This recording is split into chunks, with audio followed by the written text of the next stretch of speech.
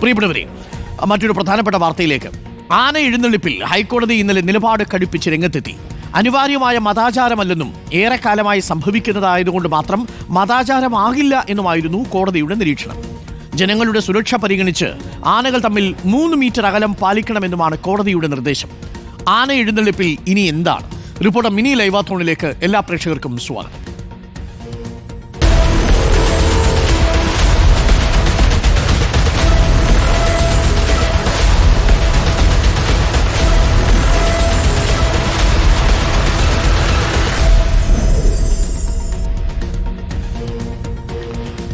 പ്രിയപ്പെട്ട പ്രേക്ഷകരെ, നമ്മുടെ റിപ്പോർട്ടർമാർ തത്സമയം ചേരുന്നുണ്ട്. Shyam Devaraj, Jason ചാമോളപ്പിൽ, Sunisha Ayyallur, ലേബി Sajeendran, Dileep Devasya, V S Ranjith എന്നിവർ തത്സമയം നമുക്കൊപ്പം ചേരും.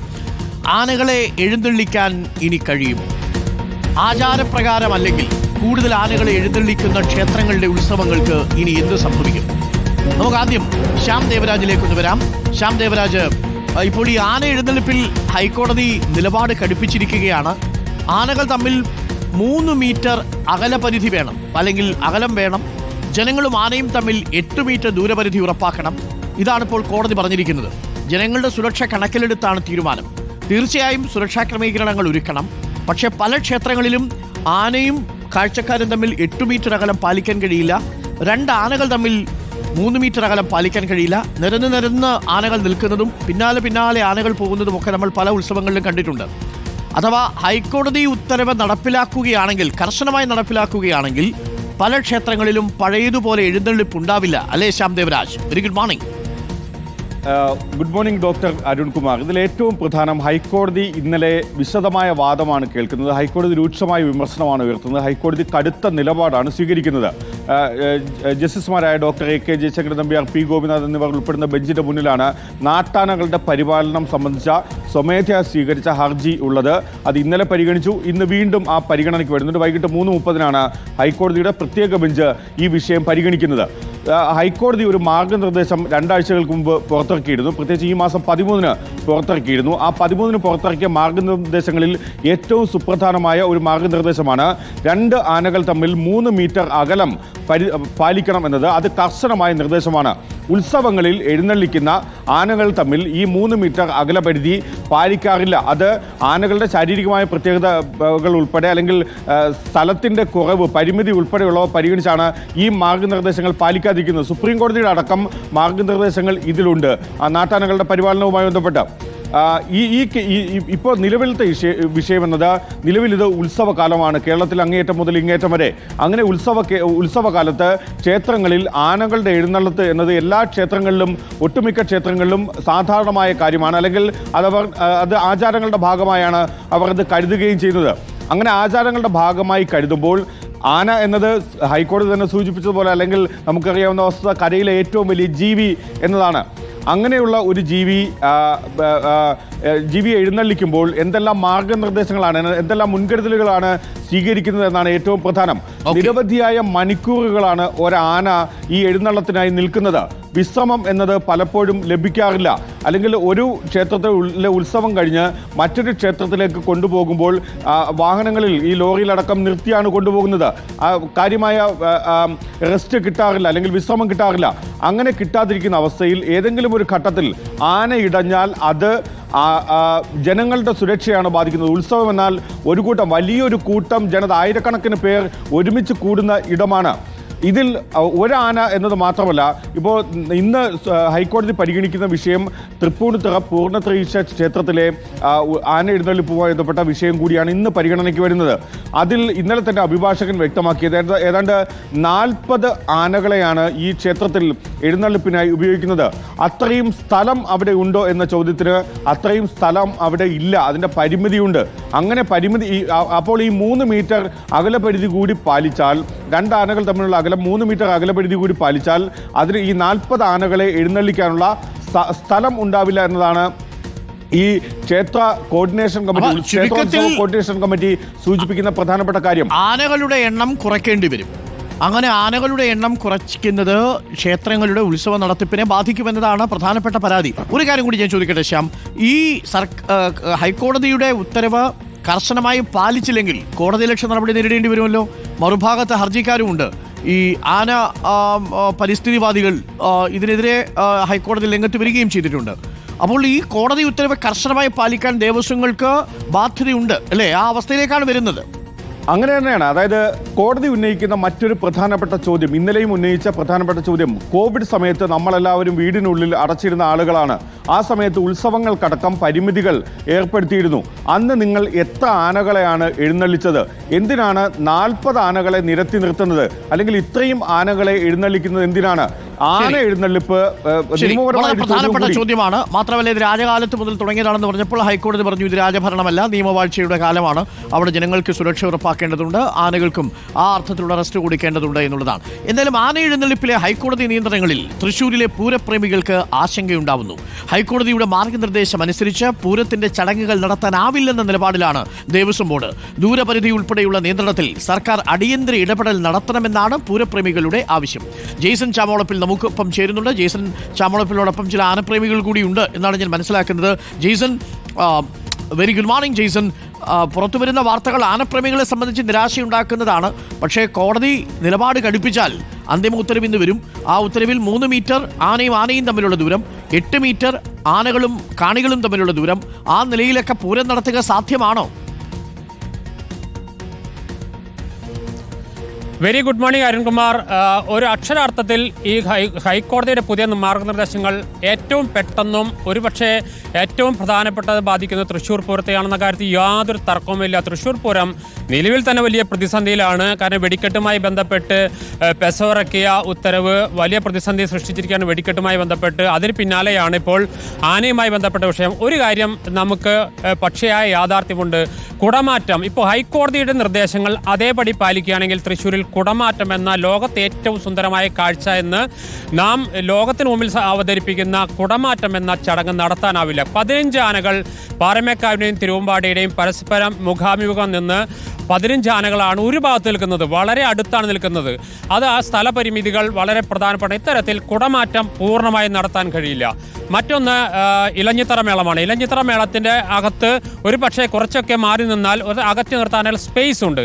ഇത്തരത്തിൽ പല പൂരങ്ങളുടെ പല പ്രധാനപ്പെട്ട ചടങ്ങുകളും നടത്താൻ കഴിയാത്ത സ്ഥിതിയിലേക്ക് കാര്യങ്ങൾ എത്തിച്ചേരും. ഇത് ഹൈക്കോടതിയുടെ ചില കമൻറ്റുകൾ നേരത്തെ ശ്യാം ദേവരാജ് പറഞ്ഞു, കോവിഡ് കാലത്ത് എന്തുകൊണ്ട് ഇങ്ങനെയായി എന്ന്. പക്ഷേ ഓരോ കാലഘട്ടങ്ങളിലും മാറി മാറി വരുമ്പോൾ ആഘോഷങ്ങളുണ്ടാവും. ആ ആഘോഷങ്ങളെ ഉൾക്കൊള്ളാൻ, അത് കാണാൻ ആയിരക്കണക്കിന് 10,000-കണക്കിന് ആളുകളാണ് വരുന്നത്. എല്ലാം നിയമവ്യവസ്ഥയിലൂടെ ബന്ധിപ്പിക്കാൻ കഴിയില്ല എന്നതാണ് ഇവരുടെ വാദം. പ്രധാനമായും ഇത്തരത്തിൽ വരും ദിവസങ്ങളിൽ വലിയ പ്രതിസന്ധിയിലേക്ക് തൃശ്ശൂർ പൂരം പോകുമെന്ന കാര്യത്തിൽ യാതൊരു തർക്കമില്ല. പൂരപ്രേമികളുണ്ട്. ദേവസ്വങ്ങൾ ഇക്കാര്യത്തിൽ ഔദ്യോഗികമായ ഒരു പ്രതികരണത്തിന് ഇപ്പോൾ ഇല്ല എന്നാണ് പറയുന്നത്. കോടതിയിൽ നിൽക്കുന്ന കേസാണ്. ഇതുമായി ബന്ധപ്പെട്ട വാദങ്ങളും തുടർവാദങ്ങളും മേൽക്കോടതിയെ സമീപിക്കേണ്ടതുണ്ട്. പക്ഷേ അതുകൊണ്ട് തന്നെ ദേവസ്വങ്ങൾ ഇപ്പോൾ തൽക്കാലം ഒരു പരസ്യ പ്രതികരണത്തിന് പോകുന്നില്ല. എന്താണ് സത്യത്തിൽ ഇപ്പോഴത്തെ അവസ്ഥ? തൃശ്ശൂർ പൂരമടക്കം കേരളത്തിലെ ഏറ്റവും അധികം പൂരോത്സവങ്ങൾ നടക്കുന്നത്, ലോകത്തിനു മുമ്പിൽ പൂരം എന്ന സംസ്കാരത്തെ എടുത്തു കാണിച്ചത് തൃശ്ശൂരും പെരുവന മാറാട്ടുപുഴയുമാണ്. 24 ക്ഷേത്രങ്ങൾ പങ്കെടുക്കുന്ന പെരുവന മാറാട്ടുപുഴ പൂരവും 10 ക്ഷേത്രങ്ങൾ പങ്കെടുക്കുന്ന തൃശ്ശൂർ പൂരവുമൊക്കെ ഈ തരത്തിലാണെങ്കിൽ നടക്കാൻ പറ്റില്ല. പാറമേക്കാവിന് മുമ്പിലുള്ള രാത്രി പഞ്ചവാദ്യം 7 ആനകളെ നിരത്തി നിർത്താനുള്ള സ്ഥലമില്ല. അത് കഴിഞ്ഞ് 5 മീറ്റർ അപ്പുറത്ത് തീവെട്ടി, അതിന് 10 മീറ്റർ അപ്പുറത്ത് വാദ്യക്കാരെന്ന് പറഞ്ഞാൽ ഇപ്പോൾ വടക്കുന്നാഥൻ്റെ കിഴക്കേ ഗോപുരത്തിൻ്റെ അവിടെ വന്നിട്ട് വേണ്ടി വരും കാണികൾക്ക് ഇത് കാണാനായിട്ട്.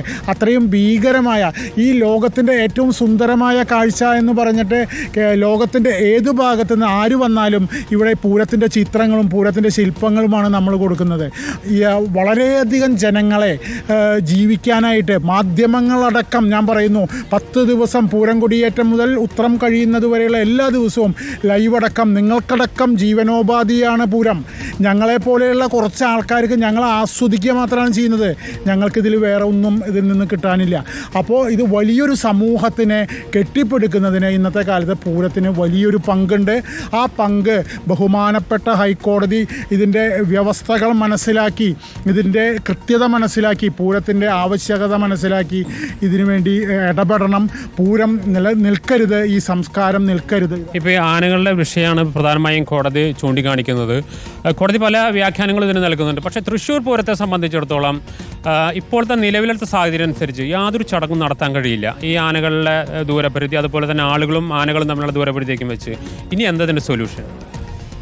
ഈ ഇത്തരം നിലപാടുകളിൽ നിന്നും മാറ്റം വരിക എന്നുള്ളതാണ് ഏറ്റവും വലിയ കാര്യം. എന്ന് വെച്ചാൽ കേരളത്തിലെ ഉത്സവപ്രേമികളെ മൊത്തം ആശങ്കയിലാക്കുന്ന നിയമങ്ങളാണിപ്പോൾ ഓരോ ആഴ്ചയിലും വന്നുകൊണ്ടിരിക്കുന്നത്. കേരളം നേരിടുന്ന ഏറ്റവും വലിയ പ്രശ്നം ഇപ്പോൾ ആന എഴുന്നള്ളിപ്പാണെന്നുള്ള രീതിയിലാണ് ഇപ്പോൾ കാണിച്ചുകൊണ്ടിരിക്കുന്നത്. ബഹുമാനപ്പെട്ട ഹൈക്കോടതിയുടെ ഓർഡറുകളെല്ലാം നമ്മൾ കേൾക്കുന്നു, കാണുന്നു. എങ്കിലും സർക്കാർ മൗനം വെടിഞ്ഞ് അഡ്വക്കേറ്റ് ജനറൽ മുഖേന, ബഹുമാനപ്പെട്ട ചീഫ് ജസ്റ്റിസ് മുഖേന എല്ലാവരും ഇത് ഇടപെട്ട് ചർച്ച ചെയ്ത് ഇതിൽ വരുത്താവുന്ന മാറ്റങ്ങളെ, ഗുണകരമായ മാറ്റങ്ങളെ, പ്രായോഗികമല്ലാത്ത നിയമങ്ങൾ കൊണ്ടുവന്നാൽ ഒരിക്കലും പാലിക്കപ്പെടാൻ പറ്റില്ല. ആ സംവിധാനങ്ങൾ ചെയ്യണം.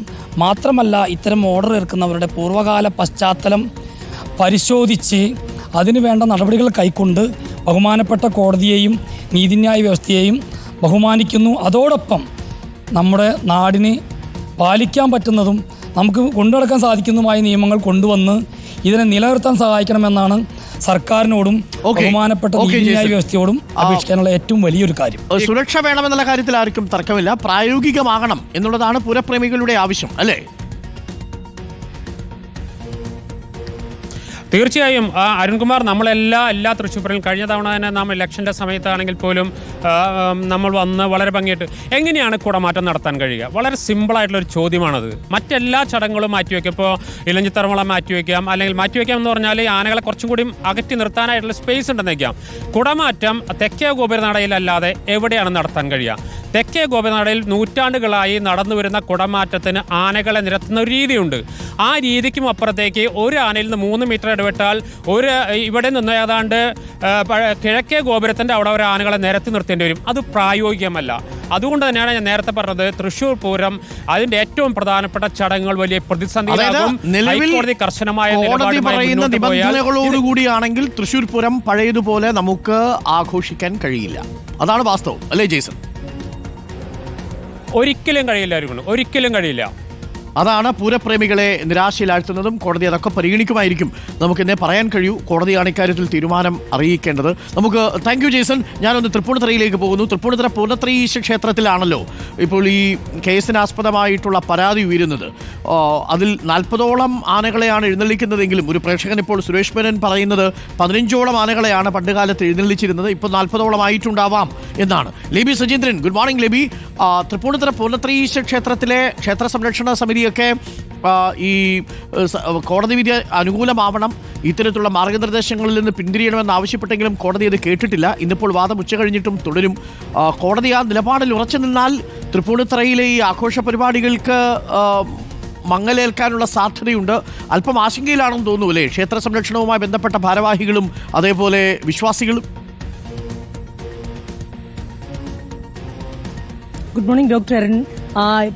തൃപ്പൂണിത്തുറ പൂർണ്ണത്രയീശ ക്ഷേത്രത്തെ സംബന്ധിച്ചിടത്തോളം ആന എഴുന്നള്ളിപ്പിന് ഏറ്റവും പ്രാധാന്യമുള്ള ക്ഷേത്രങ്ങളിലൊന്നാണ്. അതുപോലെ തന്നെ വൃശ്ചികോത്സവം നാളെ കൊടിയേറുകയാണ്. 8 ദിവസം നീണ്ടു നിൽക്കുന്ന ഈ വൃശ്ചികോത്സവത്തിൽ ഇതിന്റെ തൃക്കേട്ട പുറപ്പാടാണ് ഏറ്റവും പ്രധാനപ്പെട്ട ചടങ്ങ്. അതിലാണ് 15 ആനകളുടെ എഴുന്നള്ളിപ്പ്.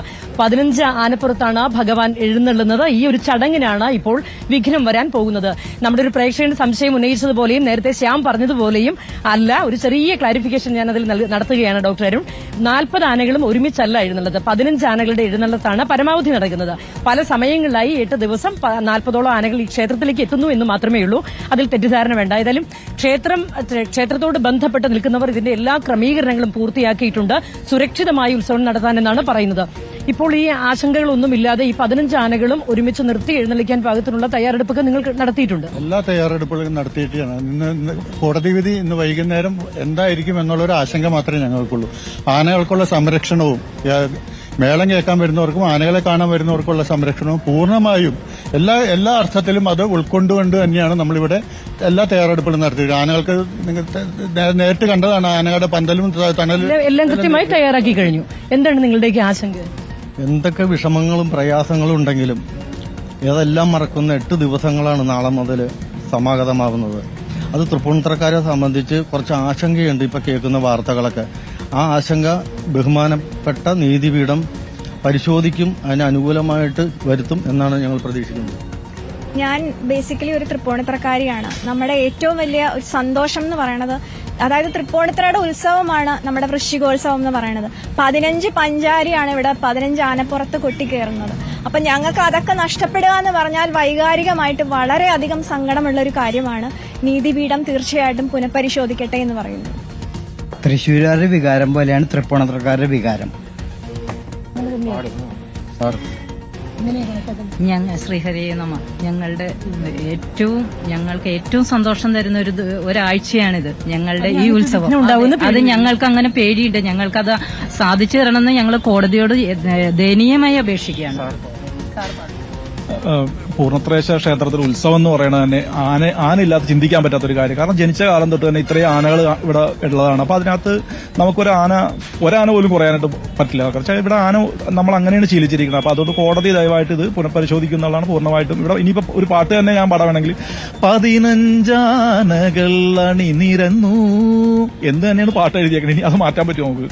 അപ്പൊ കാലങ്ങളായിട്ടുള്ള എല്ലാ ഭക്തരുടെയും ഒരു വലിയ ആഗ്രഹം തന്നെയാണ് ആനകൾ വേണമെന്നുള്ളത്. ഡോക്ടർ, അതിനകത്തൊരു ഭക്തിപരമായ ഇവരുടെ ഒരു വിശ്വാസം കൂടിയുണ്ട്. കാരണം ഇത് വില്ലുമംഗല സ്വാമിയാർ ഇവിടെ ദർശനം നടത്തിയ ദിവസമാണ് ഈ വൃശ്ചികോത്സവം ആഘോഷിക്കുന്നത്. അന്ന് ദർശനം നടത്തുന്ന സമയത്ത് അന്ന് വില്ലുമംഗല സ്വാമിയാർ ക്ഷേത്ര ശ്രീകോവിലകത്ത് കയറുമ്പോൾ ഭഗവാൻ അവിടെ ഇല്ല, ഭഗവാൻ പുറത്ത് ആനകളോടൊപ്പം കളിക്കുകയായിരുന്നു എന്നൊക്കെയാണ് ഐതിഹ്യം. ആ ഐതിഹ്യവും ആനകളുമായിട്ട് ഇത്രയും ബന്ധമുള്ളത് കൊണ്ട് തന്നെയാണ് എന്നുള്ളത് ആചാരപ്രകാരം ക്ഷേത്രത്തിന് ഒഴിവാക്കാൻ പറ്റാത്തതാണ്. ഹൈക്കോടതി ഉത്തരവ് വന്നാൽ ഒരാനയ്ക്ക് 3 മീറ്റർ എന്ന അകലത്തിൽ 15 ആനകളെ നിർത്തുമ്പോൾ ചുരുങ്ങിയത് 45 മീറ്ററെങ്കിലും അകലം വേണം.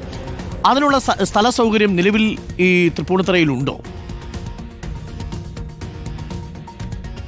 അതാണ് ഇവർ പറയുന്ന മറുപടി. അതിനുള്ള സ്ഥല സൗകര്യമുണ്ട്. ഇപ്പോൾ ഈ ഹൈക്കോടതിയുടെ മാർഗനിർദ്ദേശപ്രകാരം തന്നെ 15 ആനകളെ എഴുന്നള്ളിക്കാനുള്ള സ്ഥലം ഇവിടെ ഉണ്ട്. അതിനുള്ള ക്രമീകരണങ്ങൾ ഏർപ്പെടുത്തി കഴിഞ്ഞു എന്നാണ് ഇവരുടെ അവകാശവാദം. അത് ഇന്ന് കോടതിയിൽ അറിയിക്കുന്നുമുണ്ട്. അപ്പൊ അങ്ങനെയാണെങ്കിൽ 40 ആനേനെ ഒരിക്കലും ഒരു പ്രാവശ്യം എഴുന്നള്ളിക്കുന്നില്ല. കറക്റ്റ്. അതൊന്നും പ്രധാനമായിട്ട് ചിന്തിക്കേണ്ട ഒരു കാര്യമാണ്. 15 ആന മാത്രം വരണല്ലോ. 40 ആന എന്ന് പറഞ്ഞാൽ വിശ്രമത്തിന് വേണ്ടിയുള്ളതാണ് എഴുന്നള്ളിക്കുമ്പോൾ. ശരിക്കും ഒരേ സമയത്ത് 15 ആനകൾ മാത്രമേ ഉള്ളൂ. അതേപോലെ തന്നെ നമ്മുടെ മേളപ്രമാണിമാര് അവരൊരു 140 കലാകാരന്മാരെ അതിന്റെ ഫ്രണ്ടിൽ അണിനിരത്തിക്കൊണ്ടാണ് നമ്മൾ വായിക്കുന്നത്. അവർക്ക് വിശ്രമം കൊടുക്കാനായിട്ട് അപ്പൊ അറ്റ് എ ടൈം നമ്മൾ 15 ആനകൾ മാത്രമാണ് ഇവിടെ വരുന്നത്. അപ്പോൾ ഏറ്റവും വലിയ സങ്കടമുള്ള ഒരു കാര്യമാണ് അത്. കോടതി പുനഃപരിശോധിക്കുമെന്നുള്ളതാണ് ഞങ്ങൾ. മധ്യ കേരളത്തിലെ ഉത്സവങ്ങൾക്ക് തുടക്കം കുറിക്കുന്നത് ശരിക്കും തൃപ്പൂണിത്തറയിൽ നിന്നാണ്. രാവിലെയും വൈകുന്നേരവും 15 ആനപ്പുറത്തുള്ള എഴുന്നള്ളിപ്പുള്ള ഏക ഒരു അമ്പലവും ക്ഷേത്രം എന്ന് പറയുന്നത് ഈ ദേശവാസി എല്ലാ സംവിധാനങ്ങളും തൃപ്പൂണിത്തറയിലുണ്ടെങ്കിൽ. ഡോക്ടർ അരുൺ, ഇവർ പറയുന്നത് നിബന്ധന ഹൈക്കോടതി നിബന്ധന പ്രകാരമാണെങ്കിലും 15 ആനകളുടെ എഴുന്നള്ളിപ്പ് നടത്താൻ തടസ്സമില്ല എന്നാണ് ഇവർ പറയുന്നത്. 15 ആന പുറത്ത് എഴുന്നള്ളിക്കാൻ നമ്മുടെ പന്തല് കണ്ടതാണല്ലോ. പന്തലില് ഈ പറഞ്ഞ മാർഗനിർദ്ദേശം അനുസരിച്ച് എഴുന്നള്ളിക്കാനുള്ള ഒരു ബുദ്ധിമുട്ടുണ്ട് നമുക്ക്. 3 മീറ്റർ അകലം എന്ന് പറഞ്ഞു കഴിഞ്ഞാൽ അതൊരു ഹൈക്കോടതി 15 ആനകൾക്ക് ഇപ്പോൾ നിർദ്ദേശിച്ചിരിക്കുന്ന മാനദണ്ഡം പാലിക്കാൻ പറ്റില്ല. തീർച്ചയായിട്ടും പറ്റില്ല. അത് അപ്രായോഗികമാണ്. പൂർണ്ണത്രേശ്വരനെ സംബന്ധിച്ച് മാത്രമല്ല ഏത് ക്ഷേത്രത്തിലാണെങ്കിലും 45-50 മീറ്റർ ഒരു എഴുന്നള്ളിപ്പ് വരെ എന്ന് പറഞ്ഞാൽ അതിന്റെ ഭംഗി എന്താണുള്ളത്?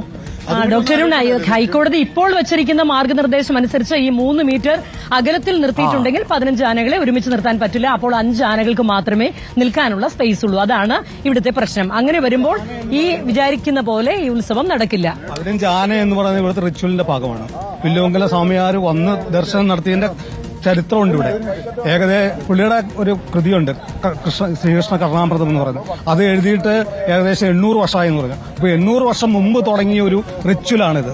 അത് ആ ഒരു സംസ്കാരം ഉൾക്കൊള്ളുന്ന ആളുകളാണ് ഇവിടെയും ഈ പ്രദേശവും. അപ്പൊ ഉത്സവം എന്ന് പറയുന്ന മേഡം ഇത് അതല്ലേ പറയാം. ഇപ്പൊ ബൈക്കത്തപ്പന്റെ അടുത്ത് നടന്നില്ലേ, തൃപ്പയാറ് നടന്നില്ലേ, ആന എഴുന്നള്ളത്ത്. ഇത് ഭഗവാന്റെ അടുത്തിറങ്ങി 8 ദിവസം വൃശ്ചികോത്സവം എന്ന് പറയുന്നത് ഇവിടെ എല്ലാ ജനങ്ങളുടെ ഉത്സവമാണിത്. തീർച്ചയായിട്ടും. ഓക്കെ ലേബി, എന്തായാലും അക്കാര്യത്തിൽ കോടതി അനുകൂലമായ ഒരു വിധി പറയട്ടെ എന്ന് നമുക്ക് പ്രതീക്ഷിക്കാം. തൃപ്പൂണിത്തുറയിലെ വിശ്വാസികളെ സംബന്ധിച്ചിടത്തോളം മാത്രമല്ല ക്ഷേത്രങ്ങളുമായി ബന്ധപ്പെട്ട ആചാരങ്ങൾ നടത്തുന്നവരെ സംബന്ധിച്ചിടത്തോളം അല്പം ആശങ്കയേറ്റുന്നതാണ് കോടതിയുടെ ഈ വിധി. അതേസമയം തന്നെ സുരക്ഷാ ക്രമീകരണങ്ങൾ കൃത്യമായിട്ടും പാലിച്ചിരിക്കണമെന്ന കാര്യത്തിലും സംശയമില്ല. നമ്മൾ തൃപ്പൂണിത്തുറയിൽ നിന്നിനെ കണ്ണഞ്ചേരിയിലേക്ക് പോകുന്നു. കണ്ണഞ്ചേരി മഹാഗണപതി ക്ഷേത്ര പരിസരത്ത് നിന്നും ഉത്സവാഘോഷ കമ്മിറ്റിക്കാർക്കൊപ്പം നമ്മുടെ വി എസ് രഞ്ജിത്ത് ചേരുന്നുണ്ട്. വി എസ് രഞ്ജിത്ത്, ആശങ്ക അവിടെയും ഉണ്ടോ? Good morning.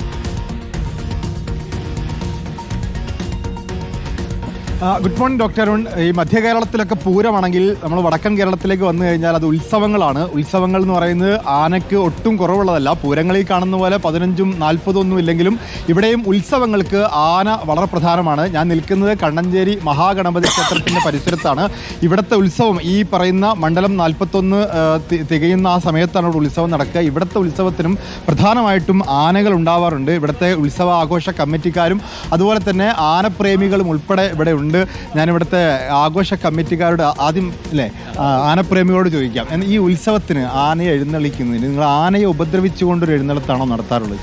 ഒരിക്കലുമല്ല. അതിന് വേണ്ടിയിട്ടുള്ള എല്ലാ സൗകര്യങ്ങളും ചെയ്തു കൊടുത്തിട്ട് തന്നെയാണ് നമ്മളൊരു ആനയെ ഏൽപ്പിച്ച് ഇവിടെ കൊണ്ടുവന്ന് എഴുന്നള്ളിപ്പ്. ഈ എഴുന്നള്ളിപ്പ് എന്ന് പറയുന്നത് നമ്മുടെ ആചാരം, ഇപ്പോൾ അതാണല്ലോ സംസാര വിഷയം തന്നെ അതാണ്. അപ്പം നമ്മൾ കലയും സംസ്കാരവും നമ്മൾ സംരക്ഷിക്കണം എന്ന് പറഞ്ഞിട്ട് നമ്മളിപ്പോൾ പൊയ്ക്കൊണ്ടിരിക്കുന്നൊരു ജനതയാണ്. സംസ്കാരം എന്ന് പറയുന്നത് നമ്മുടെ ക്ഷേത്രങ്ങളാണ്. നമ്മൾ ഉദ്ദേശിക്കുന്ന എല്ലാ മതപരമായിട്ട് നമ്മൾ ഇപ്പോൾ സംരക്ഷിച്ചു കൊണ്ടിരിക്കുന്ന ക്ഷേത്രങ്ങളായാലും പള്ളികളായാലും ഒക്കെ നമ്മുടെ സംസ്കാരത്തിൻ്റെ ഭാഗം തന്നെയാണ്. അതിൽ ആ ഒരു ഭാഗത്തിൽ പെട്ടിട്ടുള്ള നമ്മുടെ ക്ഷേത്രത്തിൻ്റെ പ്രകാരമുള്ള ഒരു ഭാഗമാണ് ഈ ആന എന്ന് പറയുന്നത്. ആചാരപ്രകാരമായി കോടതി പറയുന്നത് അനിവാര്യമായ ഒരു ആചാരമല്ല എന്നുള്ളതാണ്. അതിപ്പോഴാണ് പറയുന്നത്.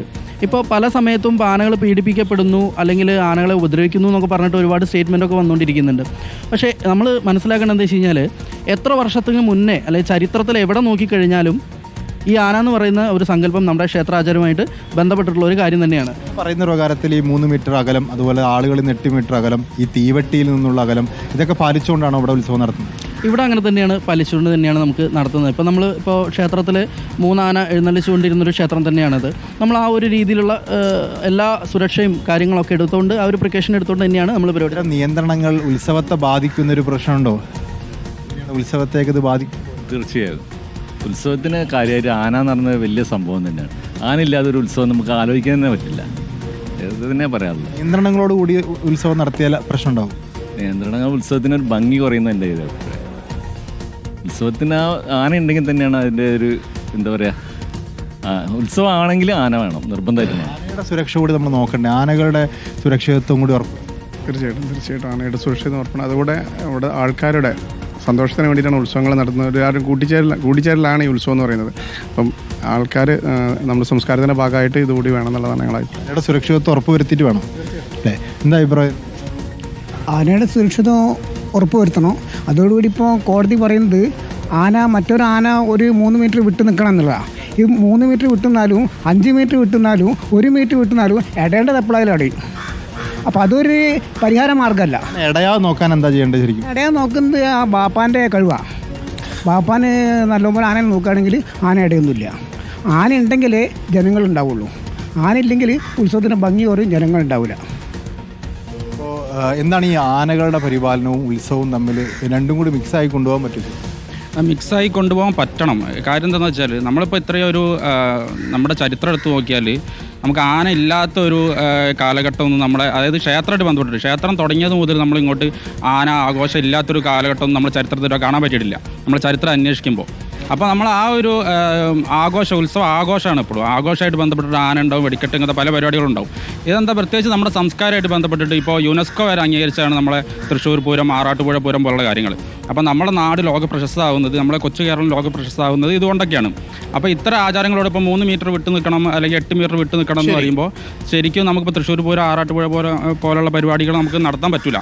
ആ പരിപാടികൾ പൂർണ്ണമായിട്ടും ഫ്ലോപ്പാവും. അപ്പോൾ അതിനനുസരിച്ചിട്ട് നമ്മളെ എന്തുകൊണ്ടാണ് പ്രശസ്തി ആർജിക്കുന്നത്, നമ്മുടെ സംസ്കാരം എങ്ങനെയാണോ വലുതായത്, അതൊക്കെ നഷ്ടപ്പെട്ടു പോവുകയാണ് ചെയ്യുന്നത്. അപ്പോൾ തീർച്ചയായിട്ടും ഈ ആനയുടെ സുരക്ഷിതത്വം പരിപാലിച്ചുകൊണ്ട് തന്നെ നമുക്ക് മുന്നോട്ട് പോകാൻ പറ്റും. അപ്പോൾ നമ്മൾ ഇത്രയും കാലം നടത്തിയ ഉത്സവങ്ങളുടെ എണ്ണം വെച്ച് നോക്കുകയാണെങ്കിൽ വളരെ ചുരുക്കം പ്രശ്നങ്ങൾ ഉണ്ടായിട്ടുണ്ട്, വളരെ സത്യമാണ്. പക്ഷേ നമുക്ക് നന്നായിട്ട് നടത്താൻ പറ്റുന്ന പരിപാടികളുണ്ട്. അപ്പോൾ ഈ ഒരു പേരിൽ ഇതിൻ്റെ പരിപാടികൾ നഷ്ടപ്പെട്ടു പോയാൽ ഇതിൻ്റെ ഭംഗി, നമ്മുടെ നാടിൻ്റെ സംസ്കാരം എല്ലാം മൂല്യച്യുതി സംഭവിക്കും. അത് നമുക്ക് ആനയ്ക്ക് സുരക്ഷിതത്വം എന്തായാലും വേണം, സത്യമാണ്. അത് ജനങ്ങളുടെ സുരക്ഷിതത്വമാണ്. അത് നടപ്പിലാക്കിക്കൊണ്ട് തന്നെ നമുക്ക് മുന്നോട്ട് പോകണം.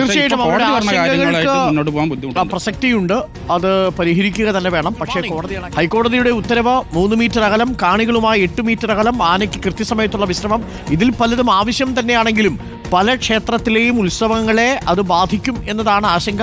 എന്താണ് കൊല്ലത്തെ അവസ്ഥ, ദേവസ്യ? നോക്കൂ ഡോക്ടർ അരുൺകുമാർ, ഞാൻ നിൽക്കുന്നത് ആനയടി പഴയിടം നരസിംഹസ്വാമി ക്ഷേത്രത്തിലെ സ്വന്തം ആനയോടൊപ്പമാണ്. ഈ ക്ഷേത്രത്തിലെ ആനയാണ് അപ്പു. ഈ അപ്പുവിനെ എത്രമേൽ സ്നേഹിക്കുന്ന ആളുകളാണ്. ഈ ക്ഷേത്രത്തിലെ ആചാരം തന്നെ ആന എഴുന്നള്ളിപ്പാണ്. നേർച്ച നൽകുന്നത് ഒരു ആനയെ എഴുന്നള്ളിക്കുക, ഉദ്ദിഷ്ട കാര്യത്തിന് നമുക്ക് നേർച്ചയായി കൊടുക്കുന്നത് ആനയെ എഴുന്നള്ളിക്കുക എന്നുള്ളതാണ്. ഈ ക്ഷേത്രത്തിൽ 68 ആനകളെ വരെ നിർത്തിക്കൊണ്ടുള്ള ഉത്സവമാണ് നടക്കുന്നത്.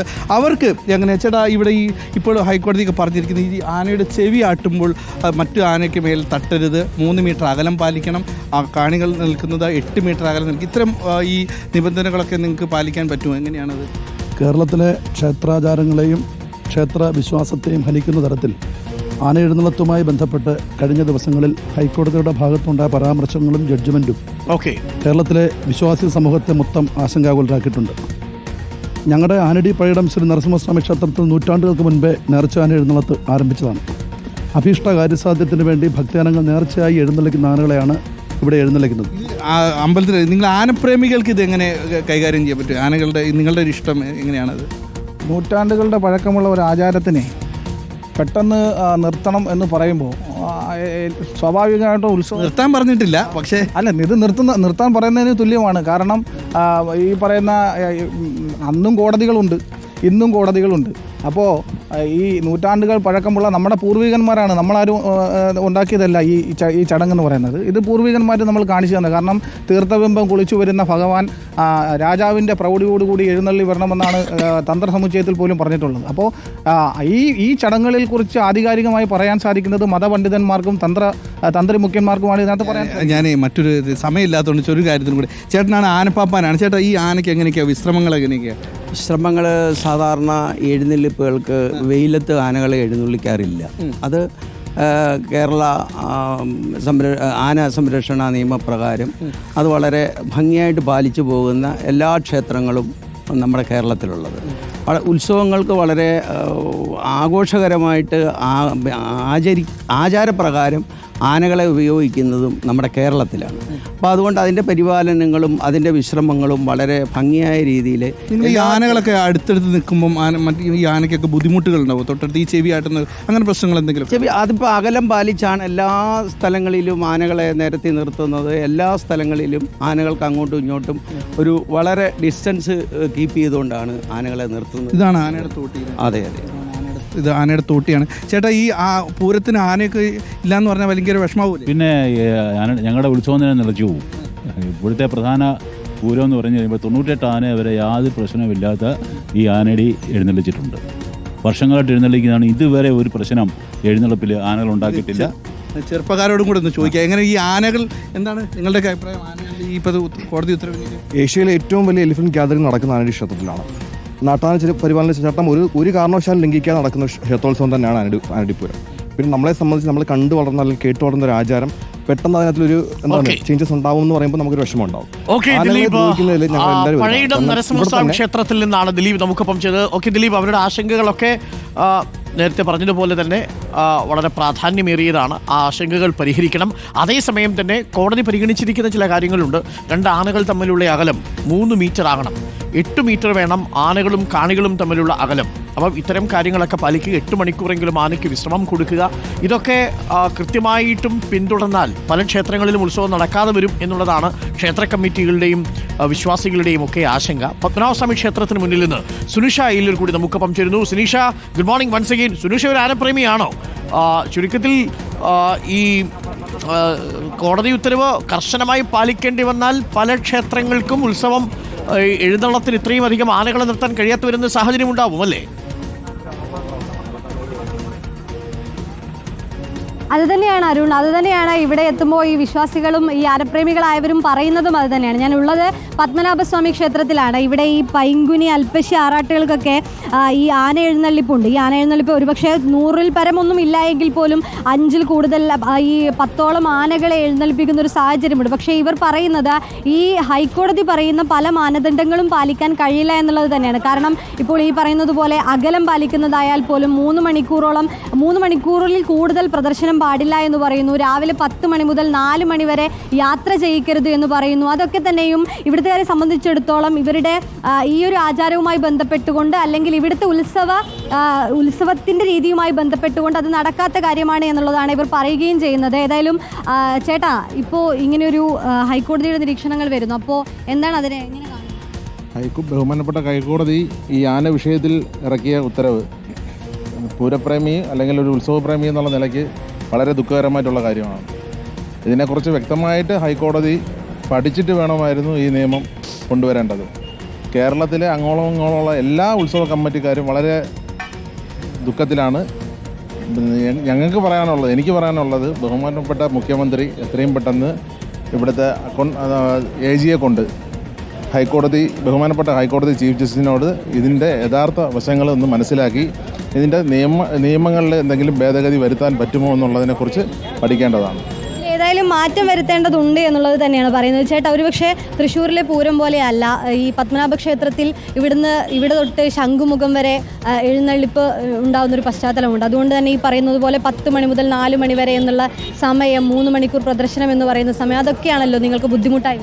നമ്മുടെ ഈ രാവിലെ 10 മണി മുതൽ വൈകിട്ട് 3 മണി വരെ ലോറിയിൽ ആനയെ ട്രാൻസിറ്റ് ചെയ്യുക, യാത്ര പാടില്ല എന്നുള്ളത് അത് നമ്മൾ അംഗീകരിക്കുന്ന കാര്യമാണ്. നമുക്കതിൽ വേറെ എതിർപ്പൊന്നുമില്ല. എന്നാൽ ഇത്തരത്തിൽ കേരളത്തിലെ കുറച്ച് കേന്ദ്രീകൃതമായി കേരളത്തിലെ കുറച്ച് ആചാരങ്ങളും അല്ലെങ്കിൽ കേരളത്തിലെ ഉത്സവ നടത്തിപ്പുകളും മറ്റു കാര്യങ്ങളും മുടക്കുന്നതിലേക്കായി കുറച്ച് പേര് അതൊരു ലക്ഷ്യം വെച്ച് തന്നെയാണ് മുമ്പോട്ട് പോയിക്കൊണ്ടിരിക്കുന്നത്. ഇത്തരത്തിലൊരു സാഹചര്യത്തിൽ നമ്മളിനി എന്ത് കഴിക്കണം, നമ്മൾ എന്ത് വസ്ത്രം ധരിക്കണം എന്ന് മറ്റൊരാൾ പറഞ്ഞു തരേണ്ട ഒരു സാഹചര്യമാണ് ഇപ്പോൾ നിലവിൽ വന്നുകൊണ്ടിരിക്കുന്നത്. ഹൈക്കോടതി ഈ ഇതുപോലൊരു വിധി വരുന്നതിന് മുമ്പ് ബഹുമാനപ്പെട്ട നീതിപീഠം ഈ ഉത്സവാചാരങ്ങൾ എങ്ങനെ നടത്തിക്കൊണ്ട് മുമ്പോട്ട് പോകാം, അല്ലെങ്കിൽ ഈ ഉത്സവവുമായി സംബന്ധപ്പെട്ട് നിൽക്കുന്ന ആൾക്കാരെയും കൂടി അത്തരത്തിലൊരു കമ്മിറ്റിക്കകത്ത് ഉൾപ്പെടുത്തിക്കൊണ്ട് വേണം ഇത്തരത്തിലൊരു നിയമം കൊണ്ടുവരാണ്ടിരുന്നതാണ് എൻ്റെ അഭിപ്രായം. കാര്യം ഇത് തുടർന്ന് അങ്ങനെ മുമ്പോട്ട് പോവുകയാണെങ്കിൽ കാലാന്തരത്തിൽ നമ്മുടെ എഴുന്നള്ളിപ്പുകളും മറ്റുമെല്ലാം നിന്നു പോകുന്നൊരു സാഹചര്യത്തിലോട്ട് വരും. ഇതൊരിക്കലും അങ്ങനെ ഒരു സാഹചര്യത്തിൽ എത്തിച്ചേരാൻ പാടില്ല. അത് തന്നെയാണ് സുജയ്, ഇപ്പോൾ ഇവരുടെ ആശങ്ക ഇപ്പോൾ അത് തന്നെയാണ്. അതായത് ഇങ്ങനെ ഇതൊരു കർശന നിർദ്ദേശമായി തുടരുകയാണെങ്കിൽ ഇവരുടെ ആചാരങ്ങൾ, ഉത്സവവുമായി ബന്ധപ്പെട്ട കാര്യങ്ങൾ അതെങ്ങനെ മുന്നോട്ടേക്ക് പോകുമെന്നൊരു ആശങ്ക തന്നെയാണ് നിലവിൽ ഈ പറയുന്നത് പോലെ ആനപ്രേമികളെ സംബന്ധിച്ചിടത്തോളവും ഈ ആചാര വിശ്വാസികളെ സംബന്ധിച്ചിടത്തോളവും ഒപ്പം തന്നെ പൂരപ്രേമികളെ സംബന്ധിച്ചിടത്തോളവും എല്ലാം ഉള്ളത് എന്നതാണ് സുജയ.